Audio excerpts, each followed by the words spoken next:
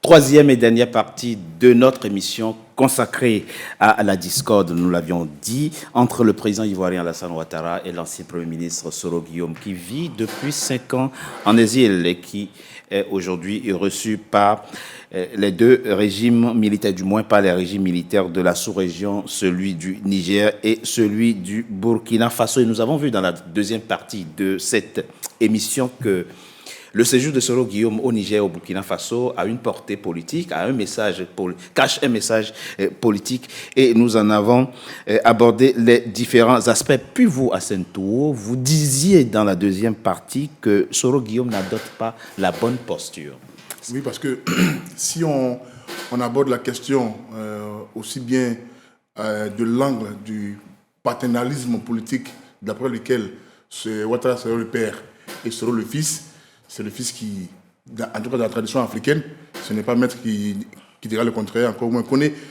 Le fils a toujours tort. Si on se met du point de vue du paternalisme politique, que je n'aime pas d'ailleurs, mais bon, qu'on évoque mais c'est ici, comme ça, c'est la réalité, c'est la sociologie. Si on se met du point de vue politique, du rapport entre État et acteurs politiques, là encore, quand on se réfère aux propos frontaux, qu'on a évoqué ici, quand Guillaume Soro s'est tenu dans un restaurant ici à Paris, entouré de quelques badauds festifs, pour affirmer que... Non, on va rester pour toi. Enfin, ok, d'accord. Pour affirmer que il avait fait asseoir le président Ouattara pour lui donner des conseils. Pour moi, venant d'un fils à la compte d'un père, c'est un peu trop fort. Aujourd'hui, il y a la possibilité, effectivement, pour le président, pour Guillaume Soro, d'envisager enfin une solution pacifique. Et pour moi, c'est dans son intérêt. Au moment où la Côte d'Ivoire est en train d'aborder un événement aussi historique que la CAN, la Coupe d'Afrique des Nations, ce n'est pas dans l'intérêt de Guillaume Soro et de ses partisans d'être ceux-là par qui va arriver le voile de suspicion, de méfiance, de stupeur qui va planer sur la Côte d'Ivoire au moment où les Ivoiriens sont en train de s'apprêter à fêter. C'est pour ça que j'estime que une fois que Guillaume Soro a adopté la posture de réconciliation, le propos qui va avec, le comportement qui va avec, il n'est pas impossible que le président Ouattara soit disposé, et même le gouvernement de Côte d'Ivoire soit disposé à envisager un retour pacifique de l'homme politique Soro Guillaume. Et Maître Brice Nsamba, je l'ai dit dans la partie introductive de l'émission, Soro Guillaume, encore une fois, il a un parcours politique qui montre qu'il est un homme a priori intelligent. Ce que vient de dire Assane Touo, il le sait. Mais il sait aussi que, et ce sera là ma question, il sait aussi qu'aujourd'hui, pour impressionner le président de la République, pour l'effrayer, la seule possibilité que tu as, c'est une rébellion armée. Et là encore, il faut que les rapports de forces militaires soient en ta faveur, sinon tu es écrasé. Il le sait aussi. Pourquoi il rentre pas, pourquoi il ne fait pas profil bas? Non, mais en fait, ce qu'il faut comprendre, c'est qu'en politique, pour qu'un dialogue soit entamé, il faut d'abord, au préalable, qu'il y ait un rapport de force. Oui. C'est-à-dire que si vous êtes en position de faiblesse, c'est-à-dire que vous ne représentez plus personne et que vous n'avez plus beaucoup d'influence à l'intérieur du pays, vos soutiens s'amenuisent. Si vous faites une démarche auprès du régime pour qu'on puisse vous permettre de rentrer au pays, bon, le régime peut ne pas donner suite, puisque finalement, vous ne représentez plus rien du tout. Vous n'êtes plus une menace, à la vérité. Donc, le régime... Il le sait, non? Oui, c'est-à-dire que tout dépend de la stratégie que Guillaume Soro est en train de mener. C'est-à-dire qu'il y a deux hypothèses. Ou vous négociez parce que vous estimez que vous avez tout fait et que vous n'avez pas eu gain de cause et que finalement, vous n'avez plus d'espoir. Donc là, vous vous rapprochez du pouvoir au rabais. C'est-à-dire que là, c'est un rapprochement au rabais. C'est-à-dire que c'est le régime qui va vous poser maintenant ces conditions. Oui. Le régime va vous dire, bon, vous allez rentrer et puis vous allez rester dans on ne sait pas s'il a tenté et ça n'a pas marché ou pas. Ça, on ne sait pas. Voilà, ça, on ne sait pas. C'est-à-dire que quand vous faites une démarche, il faut, pour quelqu'un d'intelligent, il faut être dans une position de rapport de force qui vous permet de pouvoir aussi imposer vos conditions à l'autre partie.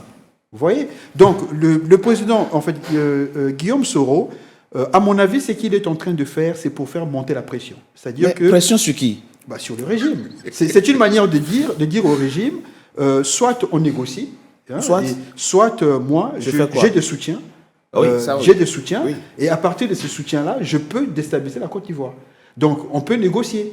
Voilà, donc c'est-à-dire qu'il faut au préalable, avant d'aller à la négociation, il faut au moins qu'il y ait un rapport de force, puisque il faut dire que Guillaume Soro, ce n'est pas Laurent Gbagbo. Laurent Gbagbo... Alassane Ouattara, ce n'est pas Laurent Gbagbo non plus. Oui, oui, mais pourquoi je le dis? Aujourd'hui, il est quasiment impossible une rébellion armée en Côte d'Ivoire. Oui, mais parce que Guillaume Soro, il n'a que 50 ans. Oui, 51 ans. Donc, s'il doit rentrer en Côte d'Ivoire, ça veut dire qu'il doit avoir un avenir politique. C'est irrémédiable. Donc, on doit lui permettre, à moyenne échéance ou à longue échéance, de pouvoir se présenter à la présidence de la République. Donc, il doit négocier cette possibilité-là. Or, le camp de Ouattara, qui souhaite succéder à Ouattara, conserver le pouvoir, ne va pas forcément voir ça d'un bon œil, d'avoir un concurrent sur le territoire. Donc, c'est un élément, c'est un casus belli, c'est un élément de débat et de discussion, de négociation qui n'est pas évident. Donc, tout ça va dépendre du rapport de force. Donc, moi, je pense rapport de force, c'est le mot-clé. Rapport de force. Nous sommes en 1990. Laurent Gbagbo vivait en exil en France. Il était quasiment dans la même posture que Soro Guillaume aujourd'hui. Oui, puis un jour, il décide d'entreprendre les démarches pour aller dire pardon au président Félix Houphouët-Boigny. Extrait. Je suis resté assez longtemps en exil, je suis revenu. Je sais, parce qu'on en a discuté avec les frères et les amis, que certains de mes propos en exil vous ont blessé cruellement. Je vous présente des excuses pour ces propos-là. Sachez en tout cas que mon objectif n'est pas de vous blesser, ni de blesser la Côte d'Ivoire.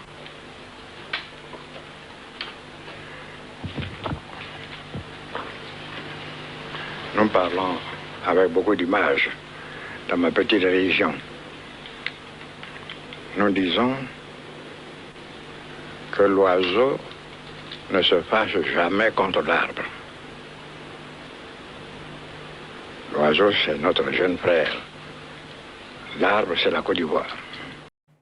Salif Koné, le président Félix Houphouët-Boigny, vient de dire quelque chose dans l'extrait qu'on enseigne dans les grands instituts des sciences politiques. C'est théorisé. L'oiseau ne se fâche pas contre la branche. C'est la question des rapports de force. Un oiseau qui se fâche contre l'arbre, il va voler toute sa vie, il aura mal aux ailes à un moment donné, il est obligé d'atterrir. Et il y a un monsieur qui est assis à côté de Laurent Gbagbo et du président Félix Houphouët, il s'appelle Alassane Ouattara, à côté dans l'image que nous venons de voir. C'est ça qu'il faut aujourd'hui. Il y a des précédents dans l'histoire politique de Côte d'Ivoire, finalement. Voilà, suite à l'extrait que vous venez de nous montrer, on se rend compte que c'est l'histoire qui se répète en Côte d'Ivoire. Donc on a eu déjà ce cas similaire avec le président Laurent Gbagbo lorsqu'il mettait fin à son exil en France. Il a décidé via ses réseaux, aujourd'hui, de rencontrer le président Félix Houphouët-Boigny à sa descente d'aéroport. Je me rappelle très bien, j'étais encore très jeune, encore au collège, avec à la descente d'avion le ministre le ministre de l'Éducation nationale, qui était son patron de tutelle, Feu Bala Keïta, ou la conférence de presse qui a été donnée, où le président Laurent Gbagbo demandait pardon pour les propos qu'il avait tenus et que l'idée n'était pas de blesser la Côte d'Ivoire et qu'aujourd'hui il demandait pardon et qu'il se mettait à disposition du pays pour pouvoir apporter sa pierre à l'édifice. Je pense que si nous restons dans cette démarche aujourd'hui pédagogique qui doit être vraiment enseignée aussi dans des écoles politiques pour dire que les paroles peuvent blesser, mais il faut rester fondamentalement attaché à son pays. Et je pense que le président Soro Guillaume aujourd'hui s'est rendu compte de ça. Il a demandé pardon, c'était l'un des premiers après la crise post-électorale, lorsqu'il a quitté le pouvoir, a demandé pardon aux Ivoiriens pour les gestes. Déjà, c'était une première démarche de mea culpa vis-à-vis des Ivoiriens. Je pense que c'est très bien. Et maintenant, dans un deuxième temps, je pense qu'aujourd'hui, les propos qui tient aujourd'hui ne font que mettre exacerber l'attention sur l'attention. Mais je ne pense pas qu'il est fâché avec la Côte d'Ivoire. Je pense que c'est une querelle de personnes entre lui et son père.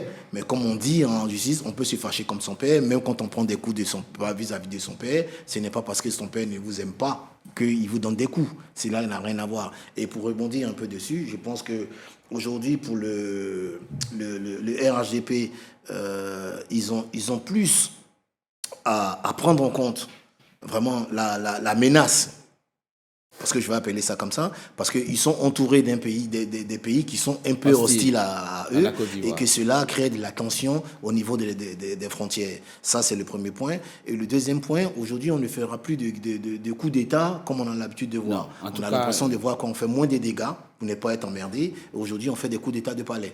C'est-à-dire qu'un ou deux personnes aujourd'hui peuvent se permettre aujourd'hui d'immobiliser un président et changer les choses. Donc, c'est pas le fait de mettre beaucoup d'armes à la frontière qui fera que parce que le coup d'État peut venir de l'intérieur. On a un problème aussi de génération. Parce que les pays qui nous entourent ou en truc, la Côte d'Ivoire, on a des chefs d'État qui sont de la génération de Soro Guillaume, qui a une autre vision de l'Afrique. Et tout ça, ça compte dans la géopolitique aujourd'hui. Et Soro Guillaume, en allant là-bas, aujourd'hui, les cartes ont été rebattues parce qu'au moment où Soro Guillaume quittait en 2019 la Côte d'Ivoire, la géopolitique dans la région n'était pas la même. C'est vrai. Donc aujourd'hui, il faut rebattre les cartes et voir que la stratégie de Soro Guillaume en allant là-bas, c'est de s'intégrer, s'imprégner et changer son fusil d'épaule aujourd'hui pour pouvoir exister et rentrer dans son pays. Je pense que le président Ouattara a intérêt à plutôt s'entendre dans la sous-région qui est plus importante que des problèmes de personnes. Alors, encore une fois, la belle formule du président Félix Houphouët-Boigny, quand il dit, et il fait une humilité, mais une fausse humilité en réalité, quand il dit l'oiseau ne se fâche pas contre l'arbre, l'oiseau c'est vous, et l'arbre c'est la Côte d'Ivoire, c'est lui au fond.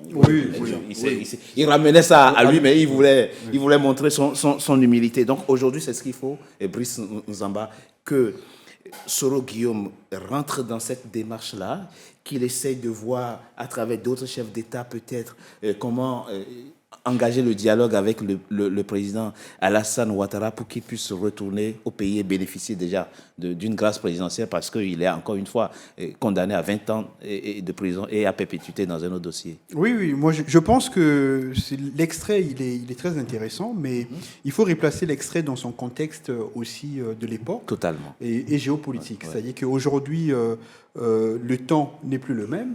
Les circonstances ne sont plus les mêmes. Hein. La géopolitique a beaucoup évolué. Et puis, le parcours politique même de Guillaume Soro et de Ouattara sont différents par rapport au parcours qu'avait Laurent Gbagbo à l'époque et d'Houphouët-Boigny à l'époque. Donc, c'est un peu les circonstances qui sont un peu différentes. Voilà. Mais bon, moi, je pense que dans l'intérêt supérieur de la Côte d'Ivoire, et je n'ai pas de doute que Guillaume Soro aime la Côte d'Ivoire. Je n'ai pas de doute non plus que le président Ouattara aime la Côte d'Ivoire, puisque les deux ont en commun la Côte d'Ivoire, donc le fameux arbre dont parle le président Houphouët-Boigny. Il est nécessaire de pouvoir enclencher un dialogue. Ouais, c'est-à-dire que le dialogue s'est fait toujours entre des personnes qui, à la base, se détestent, hein, ou qui ont des positions complètement diamétralement opposées. Voilà, donc ça peut commencer par des émissaires. Hein. Donc il faut trouver des émissaires.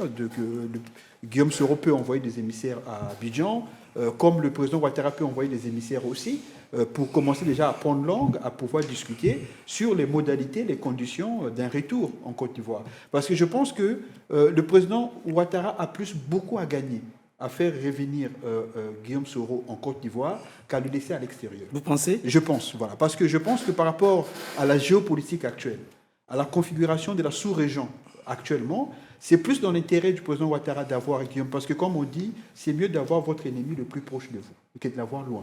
Voilà, quand je dis ennemi, c'est-à-dire quand vous avez un adversaire qui est vraiment irréductible, c'est toujours bien de l'avoir à portée de main que de l'avoir loin. Voilà, c'est-à-dire que le fait de pouvoir permettre à Guillaume Soro de rentrer à Abidjan sous quelques garanties, ça permettra au président Ouattara de pouvoir mieux contrôler les activités de Guillaume Soro et de savoir qu'est-ce qu'il fait, qui il voit et comment. Parce qu'en Côte d'Ivoire, il a la maîtrise de la Côte d'Ivoire, le président Ouattara. En le graciant au préalable, entendez-vous ? Oui, nécessairement. Okay. Donc, prenons ces mesures-là en amont. Mais aussi longtemps que M. Guillaume Soro est à l'extérieur, en plus, au Niger, au Burkina et au Mali, avec l'historique récent qu'on a entre le président Ouattara et ces chefs d'État-là, c'est pas bon pour la Côte d'Ivoire. C'est pas bon. Donc je pense que le président Ouattara lui-même, qui connaît dans quelles conditions il est venu au pouvoir, parce que c'est bien en passant par le Burkina. Bien sûr. Ça s'est fait. Ah, ça, je ne sais donc, pas. Donc oui, Moi, on le sait aujourd'hui. Cette vidéo, Voilà, on le sait aujourd'hui. Donc c'est que si c'est quelqu'un qui sait s'instruire de l'histoire, il doit anticiper tout ça et éviter que ça devienne complètement hors contrôle. Donc il faut entamer le dialogue, les discussions, les négociations et permettre donc Très à rapidement. Guillaume Soro de cette vidéo que nous voyons là, on a l'impression que quand le président Gbagbo parle, ça allait d'être facile, naturel. Mais pour en arriver là, à faire cette déclaration, et il écrit lui-même dans son livre qu'il a publié, Cahier d'un retour, pardon, Histoire d'un retour au pays. Il explique que quand un leader politique est en exil et que le temps vient du retour au pays, il y a toujours autour de lui deux tendances qui se dégagent. Il y a des partisans qui sont contre Vindicatif, ouais. contre la réconciliation. Et il y a d'autres qui sont favorables. Et Gbagbo a fait face à cette réalité. Et il écrit que, devant cette réalité, il a choisi, lui, de prendre ses responsabilités. Quand bien même des partisans croyaient qu'il avait dealé avec Houphouët-Boigny, il a dit « je m'en fous. J'estime que le temps est venu. Le combat du FPI à l'extérieur est fini. Ce que le FPI aurait pu gagner à l'extérieur a été obtenu. Il est temps maintenant que le FPI capitalise son combat en étant sur le sol ivoirien par ma présence. » Et c'est pour ça pour aller dans le sens... Il choisit de faire cette déclaration-là à Houphouët-Boigny. Et pour moi, Soro doit suivre en prendre de la graine, parce que j'estime qu'aujourd'hui, dans le camp Soro, il y a des cadres, des talents qui ont bien envie de pouvoir s'exprimer dans un jeu politique démocratique. Et moi, je pense aussi que au niveau du parti au pouvoir, on a à l'intérieur du même parti des courants qui sont complètement différents. Par rapport à Guillaume Soro. À Guillaume Soro. On a des gens c'est ça qui aussi. sont Donc c'est les favorables deux aussi. personnes qui font face On a des gens aujourd'hui qui sont pour la paix, pour dire qu'il faudrait que ça reste quelqu'un, un enfant qui a été un peu égaré. Il faut le faire revenir à la maison, lui tirer un peu sur les oreilles et puis reprendre le combat. Et on a des gens qui sont très hostiles, qui sont dans une position de radicalisation pour refuser l'arrivée de Soro Guillaume dans le pays. Mais le président, donc, le président aussi, étant le chef aussi, c'est lui qui doit prendre aujourd'hui, taper sur la table et dire la récréation est finie et voilà la position du parti que nous devons avoir. On a vu des gens qui sont au niveau du RHDP qui se permettent d'avoir dans leur communication des postures aujourd'hui qui entraînent le parti ou dans des dérives. Donc le président aujourd'hui, c'est vrai, il n'a plus la fougue quand il avait, en 1984-86, quand il était Premier ministre en sortant de Houphouët-Boigny. Aujourd'hui, comme on dit, il y a un adage en Côte d'Ivoire qui dit quand un lion perd ses dents, un chat peut l'attaquer. Vous voyez. Donc le président Ouattara aujourd'hui, n'ayant plus trop la pertinence physique comme il avait avant, s'appuie sur des conseillers, sur un cabinet, sur des collaborateurs. La sagesse et l'intelligence de séparer Houphouët-Boigny et l'État de Côte d'Ivoire en disant je m'excuse auprès de vous et je m'excuse auprès des Ivoiriens. C'est important. Quand on est ambitieux et qu'on est appelé à requérir un jour le suffrage populaire. La preuve, 10 ans après, il est devenu président de la République. Ben voilà. Donc, comme quoi, on peut être condamné et devenir prendre le pouvoir. Absolument. Merci. Merci à vous. J'espère que nous avons abordé les aspects essentiels de cette question-là et que les deux personnalités dont la Côte d'Ivoire a besoin, finiront par trouver un terrain d'entente et pas se réconcilier pour le bien-être de tout le monde. Merci en tout cas à vous d'avoir accepté de participer à cette émission. C'est la fin, mesdames et messieurs, de Frontal, votre rendez-vous politique. Je vous remercie d'avoir été nombreux à suivre. Et si vous voulez resuivre cette émission, allez sur www.nca-tv.com. À très bientôt pour un nouveau numéro de Frontal.